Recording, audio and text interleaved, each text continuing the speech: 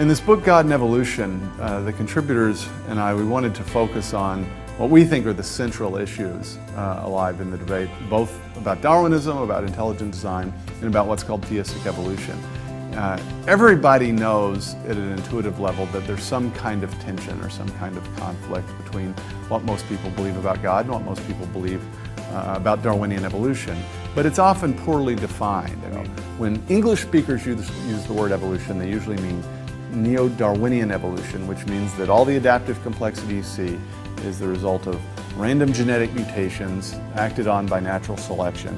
And they mean that as an impersonal and purposeless process. So when they say random, that's not just some mathematical term that's perfectly compatible with a view of God's providence. They mean purposeless.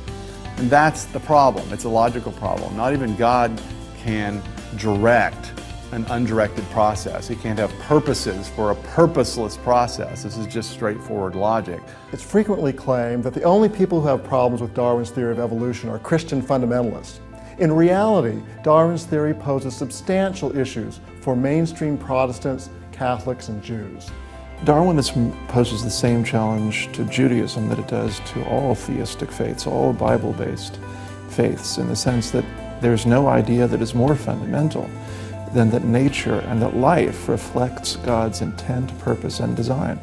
The debate over Darwin's theory is multifaceted. It raises serious issues for people of faith, but it also raises issues for science. And many of those science questions have a bearing on the debates by religious people. Darwin's theory does not explain the origin of new genes and proteins, it doesn't explain the information that's necessary to build new forms of life, and it doesn't explain the origin of body plans. These are formidable problems for the theory. They're not going away. There's no point for people of faith to try to accommodate neo-Darwinian theory at just the point the scientific community is beginning to recognize that the theory itself is bankrupt. So what God and Evolution does that most of the books on theistic evolution don't do is that we focus very squarely on the key issues, and we, if anything, try to clarify rather than muddy the waters in this debate.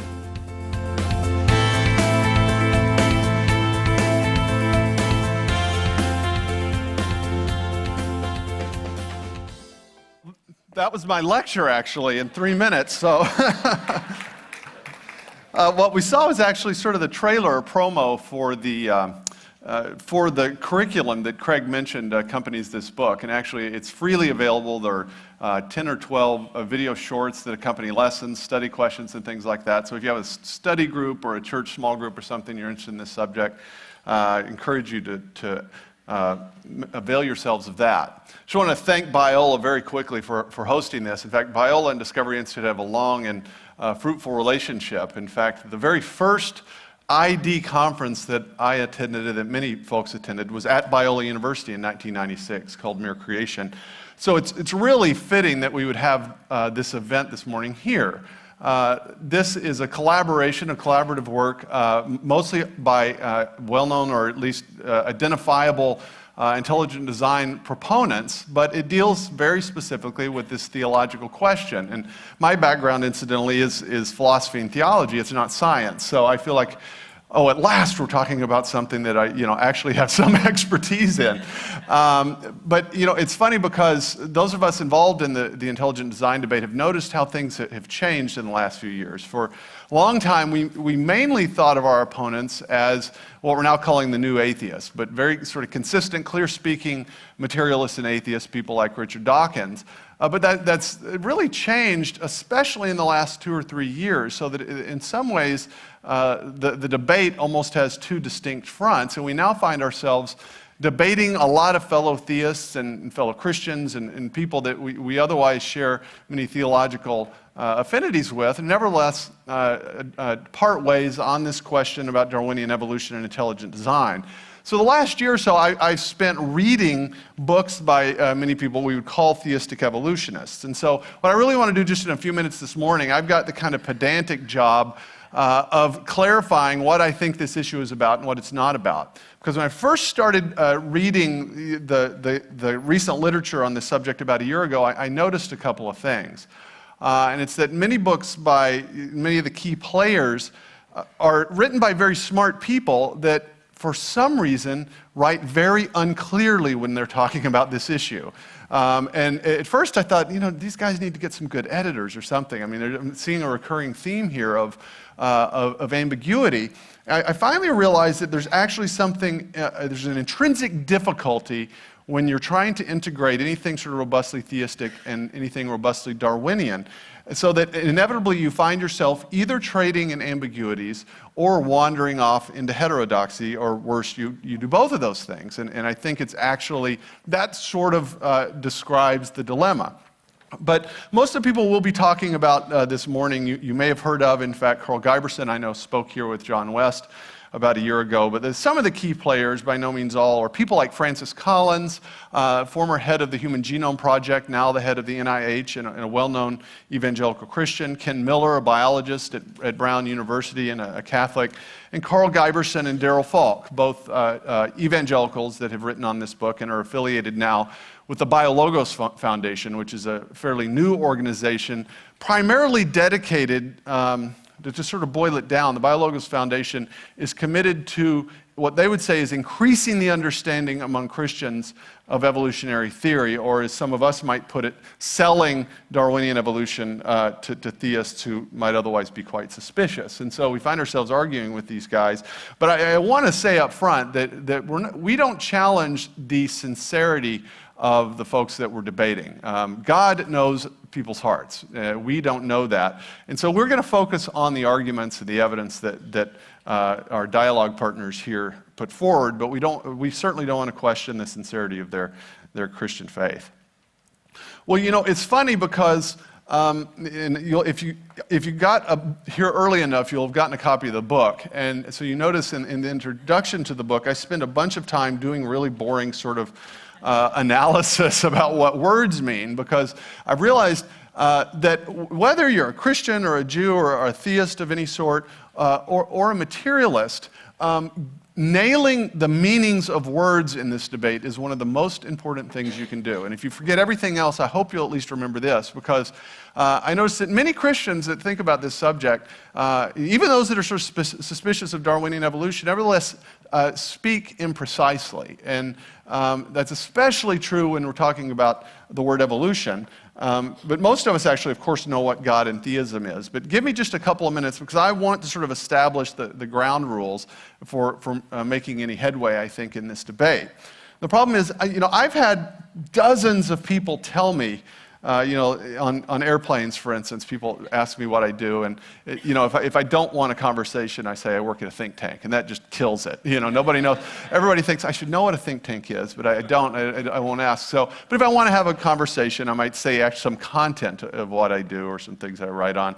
And if we talk about intelligent design, about 40–50% of the time, people say, "Oh, that's interesting," or they'll be in stunned silence, especially in Seattle, or they'll say, "Well, I really think that evolution is just God's way of creating." Now that sounds so nice, when you say it, because it's a nice kind of both and, right? You don't have to have uncomfortable arguments at cocktail parties. You don't have to be denied tenure at universities where you're teaching in the science faculty, all these kind of things. And that seems like it appeases most folks. But when people say that, I always want to say, what do you mean exactly? Most people actually don't know what they mean when they say that, as I've discovered. It's not like they really thought this through. It's a phrase that we've learned, kind of like homeschool parents discover that everyone's learned the phrase, well, how do you socialize your children, right? What, do we learn that somewhere? And by the way, it's an aside, but I homeschooled for years, and when people would ask me that, well, what about how do you socialize your children? I always say, yeah, that's the other reason we homeschool. But so let me just very quickly get straight what some words mean. So we're talking about this thing called theistic evolution. It's not a pejorative term, but obviously, it's manifest that what we're talking about is some attempt to wed theism and evolution. But if somebody says, well, can I believe in both God and evolution? I always say, well, what do you mean? What do you mean by God? What do you mean by evolution? It really depends. There's lots of meanings of these words, of course, that are compatible, but that's not really very interesting. So if you look at the major forms of theism, in the world. And theism is kind of a philosophical extraction primarily from three Abrahamic religious faiths: Christianity, Judaism, and Islam. There's also some theistic manifestations of Hinduism that I won't talk about this morning. But theistic faiths always hold at least something like these things in common. The theist claims that there's a transcendent, perfect, all-powerful being, a being that's always existed, that's perfect, and in whatever ways it's possible for such a being to be perfect and all-powerful. He's transcendent, which means that God's not either sort of wedded eternally to the material universe or a part of the universe, as you would have in pantheism.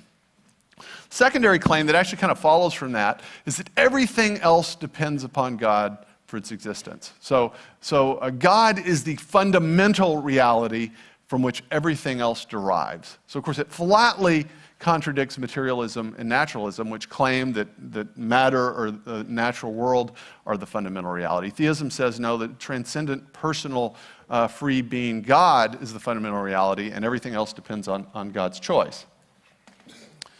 A sort of tertiary claim, though, I think is fundamental, certainly to Christianity, Islam, and Judaism, is the claim that God acted freely when he created the world. He wasn't under compulsion to create the world, sort of out of his nature. He could have created the world in a variety of different ways.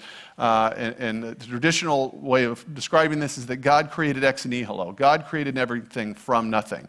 That doesn't mean he took something called nothing and changed it, right? It means that God didn't need any pre-existing substrate to create the world. And moreover, while God, in his sort of preeminent act of creation, calls things into existence from nothing, God is also free to act within the created order at his discretion. So unlike deism, which claims that God, a transcendent God, creates the world and then, sort of takes a hands-off approach. He doesn't, keep in tune with the day-to-day operations on the ground. That's deism. In theism, God both creates the world, sustains it in existence, and is free to interact in the world as he sees fit. So he can call the Hebrews out of Egypt into the promised land. He can speak directly to Abraham and call him out of Ur of the Chaldees. Christians believe that God became incarnate in Jesus, that he worked specific miracles. He raised Jesus from the dead. You see, God's like a gardener who can create his own dirt, his own tools, his own seeds, but then also delights in tilling and preparing the soil and maintaining interaction with the created order. That's really important. It might seem like, yeah, that's sort of obvious, but that is a key sticking point in this debate over theistic evolution, is whether God is or is not free to act in a variety of ways in the world. Or is it somehow inappropriate that God would do that? Next, the theistic faiths all believe that events are providentially ordered for a purpose. That doesn't mean if you're a theist you necessarily believe that God has determined everything in some way so that there's no free beings or free actions. When God is providentially ordering the world, that simply means he knows what's going to happen. He is ultimately sort of in charge of things, but it's perfectly compatible. That is, providence is perfectly compatible with God having created free beings who are also causes of their action. Thomas Aquinas said, God grants to creatures the dignity of causality. So God in his sovereignty was free to create, automatons that do just exactly what they're told according to their nature, or beings that can freely choose for and against God, and that's what God has chosen to do. Nevertheless, ultimately, nothing is outside God's purview or control. I would say that's a sort of basic claim of theism. And then finally, this is a claim not about God himself, but about the world that God has created. And it's that something like design and purpose are apparent in creation. That is, in some way, the material world that God has created is revelatory. Now, it's not going to tell you everything you'd want to know about God, obviously, but the created order, if looked at objectively and fairly, is not silent. It in some way points beyond itself to its creator. And all of those things you'll find in every form of theistic religious belief. Because that part, it's ironic because in this debate, getting clear on what theism and the word God means is actually much easier than getting clear on what the word evolution means, which seems strange. God is the grandest and most difficult of all possible subjects, but even atheists know more or less what you're talking about when you say God. Evolution, on the other hand, is the ultimate weasel word, unfortunately. In fact, people that know me know I never use the word evolution without either modifying it or using a descriptive term, precisely because it means so many different things. And I've learned in the last year that there's even more meanings to it than I realized. There's a seminal article by Steve Meyer and Michael Keyes that you can actually get online free, the Discovery Institute website, called The Meanings of Evolution. And they describe several meanings of evolution, and I'm just taking these definitions from them very quickly. But it's really important. You may have heard this before, but again, I want to emphasize this point, that if you don't speak clearly, right, you're unlikely to think clearly about this issue. And the word evolution refers to many, many different things, right, with different semantic ranges, different bases of evidence, different sort of strength in terms of what we should believe. First meaning of the word evolution is just simply change over time, the history of nature, or maybe cosmic evolution, the idea that over time, stars are formed inside galaxies, that they have sort of lifespan, that some of them have a type of death in which they explode and so forth. So the cosmos has a history, or life has a history. In fact, evolution is often just used to mean any sequence of events in nature. We look at in geology, we discovered there were organisms that used to live that are here no longer. There's just a record left of them in the rocks. And people will refer to that as evolution, right? Well, there's another word for that, actually. It's called history. And I like that word, actually, because it's much less ambiguous. Everything didn't begin 2 seconds ago, presumably. God could have done that. But life and the universe has some kind of history. And so a lot of people, often get you to say, well, are you denying that there used to be saber-toothed tigers or dinosaurs or something like that? They think that's sort of an entailment of evolution. That just means that there's been a history. It's totally uncontroversial, I think, theologically, to say that things have happened in the past. Then there's just the basic idea of changes in the frequency of alleles in the gene pool of a population. We all know that any, say animal population has some kind of genetic diversity in it. Things like the famed peppered moths in England, right? Some speckled dark ones and some light moths that for some or another reason that we actually don't understand well, depending upon conditions. Sometimes the dark moths predominate, sometimes the light moths predominate. The frequencies of these different traits represented genetically changes in a population. That's often described as evolution. Again, totally uncontroversial. Then there's limited common descent. That just means it's the claim that some organisms share common ancestors. Now, everyone agrees at least that species share common ancestors, that humans have a common ancestor. Most of us have a common ancestor not very far back. Other animals have common ancestors. You might say, well, maybe certain species of cats, the whole family perhaps has a common ancestor or something like that. Again, a meaning of evolution that's not especially significant, not especially controversial. Then there's the mechanism. In particular, the Darwinian mechanism that is marshaled in an attempt to explain how you get an adaptive complexity and diversity over time. So, on the one hand, you have this claim of descent. So you might say it's a historical claim about the relationship of some animals, if you work your way back in time, or plants or other organisms. On the other hand, there's the mechanism that Charles Darwin proposed, namely natural selection and random variations, or random genetic mutations if you're talking about neo-Darwinism. Again, everyone recognizes that natural selection explains some things in nature. We see examples of it, like the development of antibiotic resistance in bacteria and things like that seem to be clear examples of natural selection and some type of random variation. So in a limited sense, even the Darwinian mechanism is not especially controversial. Then you get to universal common descent. Now you're talking about a history of life in which all of life, not just sort of small groups of life, at some point in the distant past shares a few or ideally one common ancestor. And notice that's different from the Darwinian claim itself. Universal common ancestry could be true or false, and all sorts of different mechanisms might be marshaled to explain it. So I myself treat that as an empirical claim. It does have more, I think, significant theological implications, but I don't think it's the sort of key theological issue at stake in the debate. Then we get to what has often been called the blind watchmaker thesis. This is taken from Richard Dawkins' famous book, The Blind Watchmaker. And this is just basically the claim that you've got universal common ancestry or descent, and that all of the adaptive complexity you see in life is the result of random genetic mutations acting, or natural selection acting on random genetic mutations. And by random, we don't mean without a cause, we mean purposeless. All right, now Casey Luskin will talk in a minute about this, but that's really important.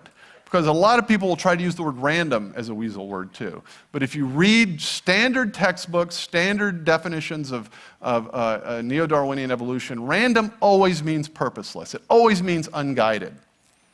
All right, I really want, if you forget everything else, again, remember that point. Once I say that like 10 times, you're not going to believe me, right? But this is sort of the core of the debate, and in fact, I think it's sort of the core of the book. All right, so, and then there are actually a couple of other uses of the word evolution. One's really the metaphorical use of the word. You can read a sort of history of financial institutions, and you'll hear about survival of the fittest and Cambrian explosions and extinction events and things like this, in which kind of Darwinian picture is used to describe something non-biological. And in fact, in the new Michael Douglas movie, Wall Street, Money Never Sleeps. I haven't seen it yet, but apparently it begins talking about the Cambrian explosion and these sorts of things as a metaphor for financial institutions. Then the final definition, and this is the one that most people are not aware of, is the idea of evolution as a progressive increase in complexity or development.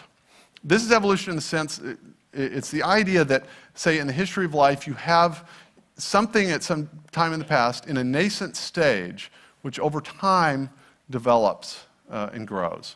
All right, so whatever sort of information you needed in the final result was already present at the beginning. This is evolution, if you were to think about an oak tree, for instance, right? An oak tree, the information relevant to build an oak tree in a proper context is already present in the acorn. It simply develops under the right conditions over time. Did you know that that word, that idea, was often called evolution prior to Darwin's time? And did you know this, that Darwin avoided the word evolution in The Origin of Species, and in fact avoided the word for decades, precisely because this is what the word meant at the time he wrote his book. He talked about a theory of descent with modification, all right? Now imagine that. What that means is the word evolution originally meant something that was essentially anti-Darwinian, and so discernibly anti-Darwinian that Darwin himself did not use the word evolution. Because what Darwin was not saying was that over time in life there's some information present early in the history of life that simply unfolds over time. That's not what Darwin was claiming, and for that reason he actually avoided the word evolution. For decades he eventually adopted it because what happened is that the word eventually came to mean in the English-speaking world Darwinian evolution. But to this day, there are still people in the continent of Europe that use the word evolution in the pre-Darwinian sense as simply an unfolding of a complexity and information that was there before. If you read Pope Benedict XVI's writings on this, he has been interested in Darwinian evolution and materialism and been a critic of it since 1968. But yet he'll talk about God working through evolutionary processes, and if you look at how he defines it, it's clear he means evolution in the pre-Darwinian and frankly teleological and theological sense. And if you don't understand that, you'll actually misunderstand what some thoughtful people, especially in Europe, are saying. So what this means is you've got a word evolution that means practically everything and its opposite. It means a process which gives rise to adaptive complexity in biology through purely purposeless and undirected processes. And in some contexts, it means an unfolding in the history of life of complexity that was already there in the beginning. This is a word, it's like the word liberal. You know, it's almost a useless word because liberal in the 19th century meant people that believed in free markets and individual rights and constitutional government and free markets and all those kind of things, which in the United States, it sounds like we use the word conservative for that now, right? It's another word I try to avoid using. That's how evolution is. And if you just keep the definition straight, then you can at least be irritating to people when they say, I believe evolution is just God's way of creating. You can say, what do you mean by evolution? Right? And 9 times out of 10, they're not actually meaning strict Darwinian evolution in the sense that the word is normally understood. All right, so that's, I mean, honestly, if you just leave here and forget most of what we say, but remember this, I think that we will have made some progress. Now, the question is theistic evolution. Why would you believe it? Why would you believe that some form of evolution is God's way of creating? That is, why do the theistic evolutionists argue we ought to believe it? Well, the first is really just that science says so. It doesn't, of course, say evolution is God's way of creating, but if you believe the claim that the Darwinian account of biological evolution is the assured results of scientific evidence, right, then if you're a responsible person, you're going to say, okay, well, we have to accommodate it. Surely for every religious person, it's our duty to accommodate whatever actual truths there are or discovered in whatever field, right? But the task of discernment is to figure out in each age, in each period that you're living, what are the truths that have been discovered that we ought to accommodate, and what are the truth claims that we ought to challenge? Now, it's really easy to make that distinction when you're talking about something that happened 50 years ago, right? We can tell that the German Christians were sold a bill of goods that accepted Nazism, right? But we're not under the social pressure that the Germans were in the mid-20th century. The trick for discernment is to say, what are the truth claims we ought to challenge right now when the social pressure is on? All right, this is a fundamental disagreement between a lot of ID folks and a lot of theistic evolutionists, is that we simply disagree on what the scientific evidence actually shows. Now, a lot of theistic evolutionists claim that this position appeals to unbelievers. And here's the basic idea, is they say, look, the culture widely accepts Darwinian evolution. And so if we as Christians or Jews are trying to have a credible religious faith, and we claim that our faith contradicts what they assume is true, this is going to make it really, really difficult to ever gain converts. And so there's a claim that this actually sort of helps with evangelism and apologetics. Now, I haven't seen a lot of empirical data to support that, but that's the claim. And then the other one that others will talk about is that it supposedly solves the problem of evil. The basic idea here is that if God is responsible for the history of life and the details of life, and then we look at the history of life, we see a lot of death and predation and extinction events and things like that, then that would mean that God is in some way directly responsible for these atrocities, directly responsible for natural evil. On the other hand, if God simply creates a world that has a process that gives rise over time to life, but he's not directly involved in it, then that seems to get him at least partially off the hook for the results of the process. All right, that's the claim. I'm not going to spend a lot of time on it because others will. Now, it seems to me, though, that there is a fundamental dilemma that is very, very difficult to resolve. And it's this. Most theistic evolutionists at the beginning of the 21st century do not mean that by their view, what Pope Benedict means, for instance, that God actively directs a purposive process that gives rise to life and complexity over time. They mean that in some way, traditional theism and the blind watchmaker thesis are both true. They're both true. And that seems to me to be like saying both theistic and atheistic evolution are true at the same time and perhaps in the same sense, which is, that's a grade A dilemma. So you can sort of think of the dilemma like this. Okay, here's the first premise, the blind watchmaker thesis, in which random means purposeless. That's simply given us by the proponents of the theory. They tell us that's what random means. The second premise is from theism. All events are providentially ordered for a purpose. Right? So the things that happen in history happen for a purpose, the divine purpose. And then the third premise is that design and purpose are apparent in creation. Now, the first dilemma here, of course, is that if you accept premise one and premise two, one drawn from the blind watchmaker thesis, one drawn from theism, you have to say that God guides an unguided process, or that the history of life is a purposeful in the sense of purposeless process, right? Now, I don't know. That really doesn't sound like it makes any sense at all. In fact, it seems like an example of something you'd say to give an example of a contradiction, right? Now, you might say, okay, well, yeah, perhaps we'll modify the Darwinian claim, so we'll say it looks purposeless, but it's in fact purposeful, that's at least logically possible. But then you deny this other premise from theism, which is that design and purpose are apparent in creation. And so you're sort of hemmed in logically by the options that you can actually propose. And as a result of that, then if you're likely to try to sort of defend this position, you're either going to want to speak vaguely and ambiguously and contradictorily, right, which is one strategy, or you're going to dissolve the dilemma or resolve the dilemma by dissolving one of the premises. And in fact, that is, you're going to end up denying one of the things that you wanted to affirm. For instance, you may simply deny God's omnipotence or his foreknowledge. You might say, well, God's just simply not in charge. He doesn't have the power to control everything that's going to happen in the future, or he simply doesn't know how things are going to turn out. Or you deny the fall. You simply deny this idea that God created humanity in an original state of innocence in which they freely fell into sin. You're going to say, well, the evolutionary process requires a sort of death and selfishness and predation from the beginning, and so there can't have been anything like the fall. Or you're going to modify or you're going to jettison the doctrine of creation itself. Now, this is a sort of a blatant contradiction of the theistic worldview, but it's one of the moves that some of the theistic evolutionists we've talked about have made. Or you actually end up presenting God, as John West says, as a cosmic trickster, in which he's supposedly sort of guided things for a purpose, but in fact it looks for all the world like a purposeless process. So those are the dilemmas that we set up, and I'll simply leave it at that, but I hope you remember those during the rest of the talks. One final question: why are we talking about this? That is, why are the ID folks talking about this? I mean, intelligent design itself is not a theological program. Intelligent design is a claim that there are patterns in nature that are best explained as a result of an intelligent agent.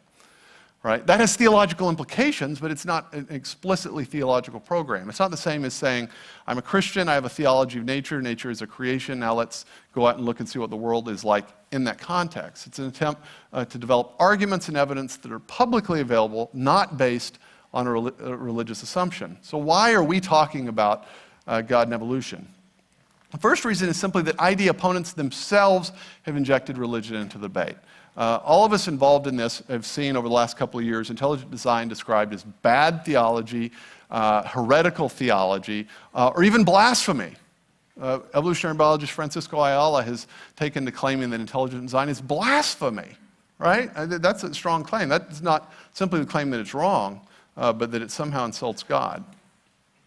Second reason is that we all recognize that the scientific debate has important philosophical, theological, and cultural implications. No one denies that.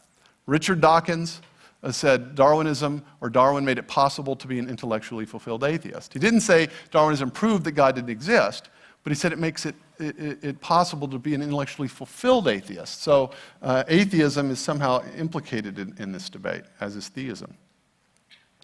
There's also, quite frankly, a well-funded campaign to subvert the view of believers on this issue. And this is really why I decided to weigh in on this, is that there's now literally a concerted effort with millions of dollars behind it to have seminars and events for pastors and lay people and priests to convince them that there's really nothing to worry about with Darwinian evolution. The best thing we can do is to accommodate it into our theology.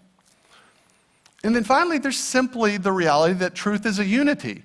The same proposition can't be true in theology but false in science. Now, yeah, sometimes we have different ways of explaining the same thing that are complementary, but ultimately truth is one. All truth is God's truth. And so it's just a straightforward question to say, is it true empirically, if we look at the evidence, that the complexity we see in life is really the result of random genetic mutations in natural selection, or is it not?